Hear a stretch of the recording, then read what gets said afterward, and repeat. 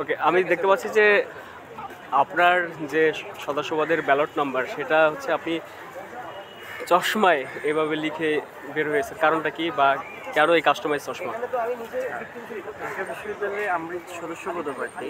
সদস্যতে আমরা প্রায় ২১৭ জন প্রতিযোগিতা করতেছি। সবাই কিছু না কিছু ইউনিক পদ্ধতি অবলম্বন করছে।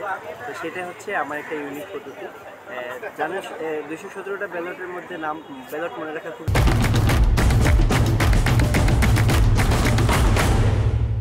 কঠিন। তো ইউনিক কিছু দেখলে এটা মানুষের মাইন্ডে সেট আপ হয় ইজিলি। এটা ছিল একটা অভিনব পদ্ধতি যে আমার ব্যালট নাম্বারটা সকলের কাছে পৌঁছানো এবং যাতে ইজিলি এটা মনে রাখতে পারে যে এরকম ইউনিক কিছু একটা চোখে পড়ছিল, তখন আমার সম্পর্কে জানতে আগ্রহী হবে এবং আশা করতেছি এটা একটা ইফেক্টফুল কাজ হবে, এই কারণেই করা। আমি Mohammad Abdul বাসিত, criminology department, central সদস্য পদপ্রার্থী, ব্যালট নাম্বার ১০৮। হ্যাঁ, আমি স্বতন্ত্রভাবে ইলেকশন করছি, তবে জামালউদ্দিন খালিদ ভাই এবং মাহিন ভাইদের যে প্যানেল সমন্বিত শিক্ষার্থী সংসদ সেটার অংশ হিসাবে সবাই স্বতন্ত্র। ইশতেহারের ক্ষেত্রে আমি কিছু কাজ রেখেছি, যেটা হচ্ছে শিক্ষক মূল্যায়নের বিষয়টা এবং ডাকসু ক্যাফেটেরিয়া, টিএসসি ক্যাফেটেরিয়াটা লাঞ্চের ব্যবস্থা, যাতে অনাবাসিক শিক্ষার্থীরা একটা ভালো লাঞ্চ পায়। এরপর হচ্ছে শিশু শ্রম নির্মূল করা, আর ক্যাম্পাসে যে সকল উদাস্তু মানুষজন আছে তাদেরকে নির্মূল করে তাদের একটা পুনর্বাসন করাই মূলত আমি একটা পদক্ষেপ নিতে চাই। নির্বাচনী পরিবেশ অনেক ভালো। এই পরিবেশই আমরা প্রত্যাশা করছিলাম ঢাকা বিশ্ববিদ্যালয়ের প্রশাসনের কাছে এবং আশা করছি এই পরিবেশ রেখেই একটা সুষ্ঠু নির্বাচন হবে।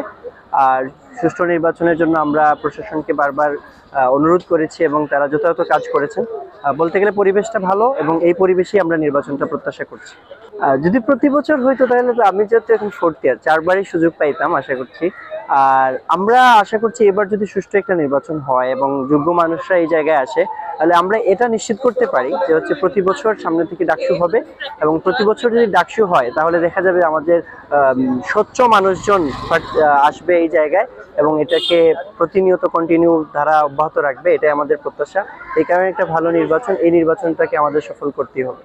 হ্যাঁ, নেতৃত্বের জায়গাটা একটা বড় প্রশ্ন, কনসার্নের বিষয়, যে নেতৃত্বের জায়গাটা পূরণ হবে কিনা। আমরা এটা প্রত্যাশা করেছি, হ্যাঁ অবশ্যই পূর্ণ হবে, কারণ এই জায়গাকেই সবাই এখন কেন্দ্র রেখেছে, ফোকাসে রেখেছে, এখান থেকেই নেতৃবৃন্দ উঠে আসবেন।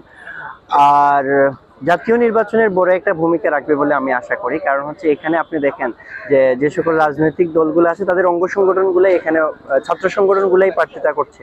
তো এটা জাতীয় নির্বাচনে একটা বড় একটা ইফেক্টফুল হবে এবং বড় একটা প্রভাব রাখবে এই ডাকসু ইলেকশন। আচ্ছা, চশমা হচ্ছে কাস্টম আইজ গ্যালারি নামে একটা পেজ, যেটা হচ্ছে ঢাকা ইউনিভার্সিটি স্টুডেন্টরাই পরিচালনা করেন, মোহাম্মদুল্লাহ তুষার পরিচালনা করেন, আমার বন্ধু। তো ওর মাধ্যমেই আসলে এই জিনিসটা করা। আইডিয়াটা দেখেছি অনেকেই ভিন্ন কিছু করছে, এই ভিন্ন কিছু করার লক্ষ্যে এটা করা। আমার প্রত্যাশা শিক্ষার্থীদের কাছে যে আপনারা যোগ্য মানুষকে ভোট দেন এবং যেহেতু একটা ভোটাধিকার আমরা পেয়েছি দীর্ঘ 17 বছর পরে, আমরা ভোটাধিকারটা প্রয়োগ করি এবং কেন্দ্রে ভোট দিতে আসি।